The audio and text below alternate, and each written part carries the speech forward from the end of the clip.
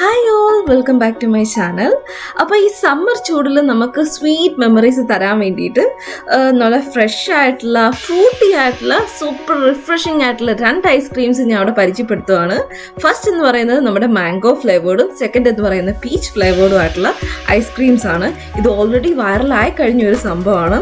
ഈ മാംഗോ നമ്മൾ ടേസ്റ്റ് ചെയ്ത് കഴിയുമ്പോൾ എന്താ ഇപ്പോൾ പറയുക, നമുക്ക് റിയൽ ആയിട്ടുള്ള മാംഗോ ഫ്ലേവർ തരുന്നൊരു സംഭവമാണ് എന്ന് പറഞ്ഞാൽ കണ്ടാൽ തന്നെ നമുക്കൊരു റിയൽ ഫീലിംഗ് ആണ് തരുന്നത്. കഴിച്ചു കഴിയുമ്പോൾ ഒത്തിരി സ്വീറ്റ് അല്ല, എന്നാൽ ഒത്തിരി ഹെവി അല്ലാത്ത ഒരു നമ്മുടെ സമ്മർ വൈബിന് പറ്റിയ ഒരു സംഭവമാണ് ഇതെന്ന് പറഞ്ഞാൽ.